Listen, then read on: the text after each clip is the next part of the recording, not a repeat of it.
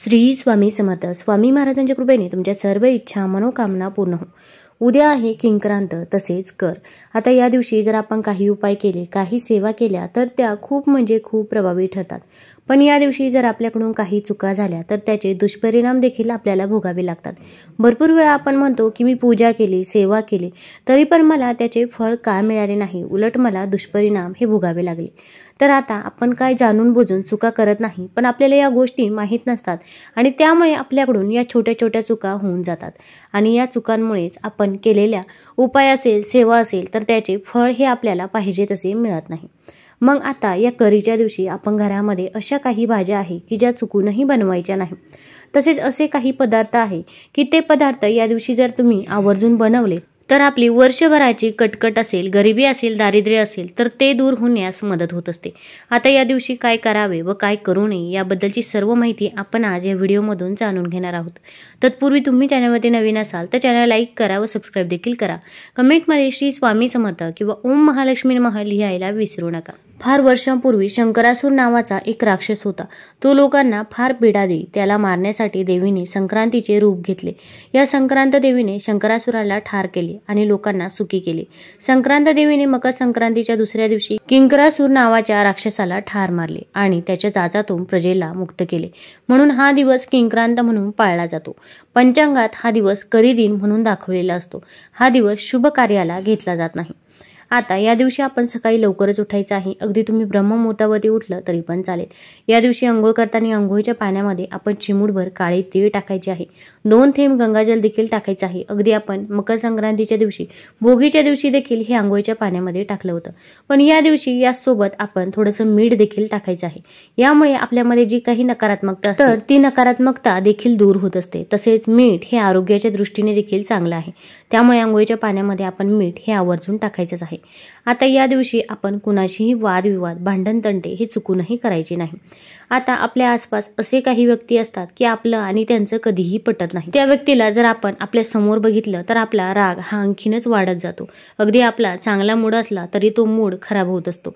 मग अशा व्यक्तींसोबत आपण या दिवशी चुकूनही बोलायचं नाही. त्या व्यक्तीपासून आपण 4 हात लांबच राहायचं आहे की ज्यामुळे घरामध्ये भांडण-तंटे, वादविवाद हे होणार नाही. आपण या दिवशी घरामध्ये जर भांडण-तंटे, वादविवाद केले तर वर्षभर घरामध्ये कटकटी आणि भांडण-तंटे होत असतात. त्यामुळे या दिवशी घरामध्ये चुकूनही भांडण हे करायचं नाही. अगदी घरामध्ये लहान मुले असतील तर त्यामध्ये देखील आपण या दिवशी भांडणं हे होऊ द्यायची नाही. या गोष्टीची आपल्याला काळजी घ्यायची आहे. आता या किंक्रांतीच्या दिवशी आपण फरची पुसताना त्या पाण्यामध्ये काही वस्तू टाकायची आहे की ज्यामुळे देखील आपल्या घरामधील नकारात्मकता, नजरबाधा ही दूर होत असते. आता नजरबाधा ही म्हणजे नक्की कोणती, तर आपल्या इथे कोणी ना कोणी येत असतं, शेजारी असो किंवा नातेवाईक असो. प्रत्येकालाच आपल्याबद्दल, आपल्या मुलांबद्दल चांगले वाटते असे नाही. मग त्यांच्यामध्ये असणारी नकारात्मकता देखील आपल्या मुलांवरती, आपल्या पतीवरती, घरावरती कुठेतरी प्रभाव करत असते आणि आपल्या घराची, मुलांची, पतीची प्रगती ही कुठेतरी खुंटत असते. तर ही जी काही नकारात्मकता, नजरबाधा आहे ती दूर होण्यासाठी आपण या दिवशी हा उपाय जरूर करायचा आहे. तर आपण फरची पुसत असतो त्या पाण्यामध्ये आपण गोमूत्र टाकायचं आहे, चिमूटभर हळद टाकायची आहे, तसेच पिवळी मोहरी टाकायची आहे आणि खडे मीठ टाकायचे आहे. या सर्व वस्तू नकारात्मक ऊर्जा ही दूर करत असतात. आता आपल्याला या सर्वच गोष्टी उपलब्ध होतील असेही काही नाही, पण मीठ आणि हळद आपल्या घरामध्ये असतेच. तर या 2 वस्तू टाकून आपण जर फरची पुसली तर आपल्या घरामध्ये जी काही नजरबाधा झालेली असेल, नकारात्मकता असेल तर ती दूर होण्यास मदत होत असते. तसेच या दिवशी मुख्य दरवाजाच्या बाहेर देखील थोडंसं पाणी शिंपडायचं आहे. पाण्यामध्ये हळद टाकायची आहे आणि असं पाणी मुख्य दरवाजाच्या बाहेर शिंपडावं. यामुळे माता लक्ष्मी आपल्या घराकडे आकर्षित होत असते. आपण एखादं सुशोभित घर बघितलं की आपण आपोआप त्या घराकडे आकर्षित होत असतो. तसेच माता लक्ष्मीचं देखील आहे. त्यामुळे या दिवशी आपण घरामध्ये केर कचरा असेल तर तो ठेवायचा नाही. तसेच आपला मुख्य दरवाजा स्वच्छ ठेवायचा आहे. त्याला आंब्याच्या पानांचं तोरण लावायचं आहे. मोठी रांगोळी काढणे शक्य नसेल तर फक्त माता लक्ष्मीची पावलं काढली तरी पण चालेल. एका पावलामध्ये हळद टाकायची आहे, दुसऱ्या पावलामध्ये कुंकू टाकायचं आहे. यामुळे साक्षात माता लक्ष्मीचा वास हा आपल्या घरामध्ये होत असतो. आता किंक्रांतीच्या दिवशी कोणतीही शुभ कामे ही केली जात नाही. मग अगदी आपली लग्नाची बोलणी असेल किंवा इतर कोणतंही शुभ काम असो, अगदी गाडी घ्यायची असेल, फ्लॅट बघायचा असेल तर ते देखील आपण या दिवशी चुकूनही करायचं नाही. तुम्ही नंतर जाऊ शकता, पण करीचा दिवस आपल्याला टाळायचा आहे. तसेच आता या दिवशी लांबचा प्रवास देखील टाळावा. अगदी आपल्याला देवाला कुठे जायचं असेल, लांब जायचं असेल तर तो प्रवास देखील करीच्या दिवशी त्या प्रवासाला सुरुवात करू नये असं म्हणतात. आणि आपल्याला जर जाण्याची वेळ येणारच असेल तर अशा वेळेस पहिल्यांदा नारळ फोडायचा आहे आणि त्यानंतर तुम्ही प्रवासाला सुरुवात करू शकता. आता या दिवशी केस असेल, नखे असेल तर ते देखील कापायचे नाही, दाढी देखील करायची नाही. अगदी घरातील लहान मुले असतील तर त्यांच्याबाबत देखील आपण हा नियम पाळायचा आहे. आता या दिवशी आपण आपल्या घरामध्ये अशा काही वस्तू आहे की ज्या चुकूनही कुणाला द्यायच्या नाही. आपल्या घरामध्ये अशा काही वस्तू असतात की ज्या माता लक्ष्मी स्वरूप असतात आणि आपण जर त्या वस्तू आपल्या घरामधून दिल्या तर आपल्या घरामधील माता लक्ष्मी ही निघून जात असते व आपल्या घरामध्ये दुःख, दारिद्र्य, गरिबी ही येत असते. आता आपल्या घरामध्ये मीठ असेल, साखर असेल, तांदूळ असेल तर या 3 वस्तू माता लक्ष्मी स्वरूप असतात. मग या 3 वस्तू आपण या दिवशी चुकूनही कुणाला द्यायच्या नाही. तसे झाडू असेल तर झाडू देखील आपण कुणाला द्यायचा नाही, कारण की झाडू हा साक्षात माता लक्ष्मी स्वरूप असतो. आपण झाडू कोणाला दिला तर आपल्या घरामध्ये लक्ष्मी माता ही निघून जात असते व आपल्या घरामध्ये अलक्ष्मीचा वास होत असतो. अगदी तुम्हाला जुना झाडू टाकून द्यायचा असेल तर किंक्रांतीचा दिवस चुकूनही निवडायचा नाही. आता या दिवशी मग दारावरती कोणी काही मागण्यासाठी आले तर मग काय करावे?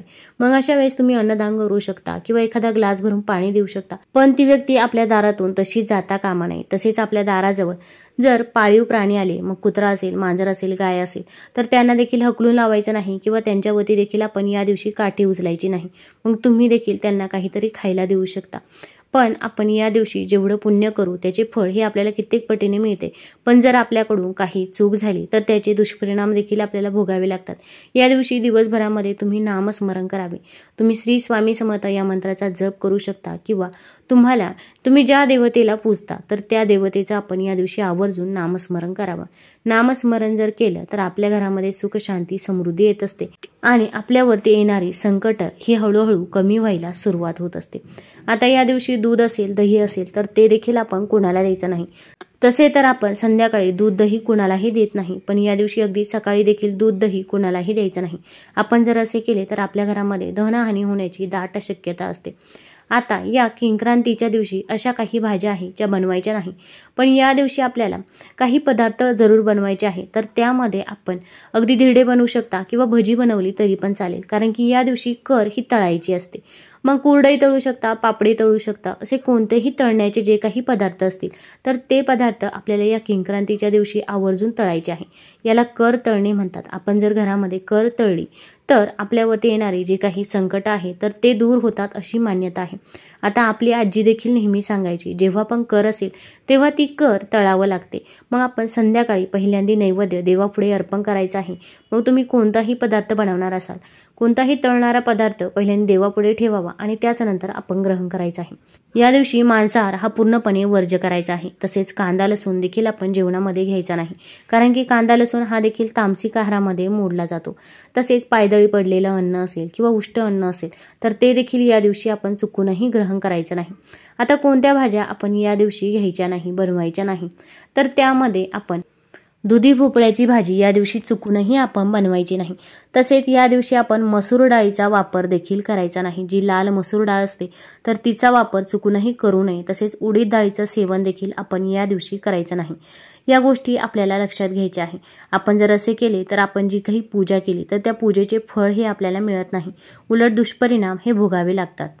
तसेच या दिवशी अशा काही व्यक्तींसोबत राहायचं नाही की ते नेहमी दुष्कृत्य करतात किंवा इतरांबद्दल वाईट बोलत असतात. आपण जर त्या व्यक्तींसोबत राहिलो किंवा त्यांच्या इथे जर जेवण केले तर आपण देखील पापाचे भागीदार होत असतो. शक्यतो या दिवशी आपण कुणाच्याही इथे जेवण करू नका, कारण की यामुळे आपलं पुण्य हे वाया जातं असं म्हणतात. तुम्हाला जर हा व्हिडिओ आवडला असेल तर चॅनल लाईक करा, सबस्क्राईब करा. धन्यवाद.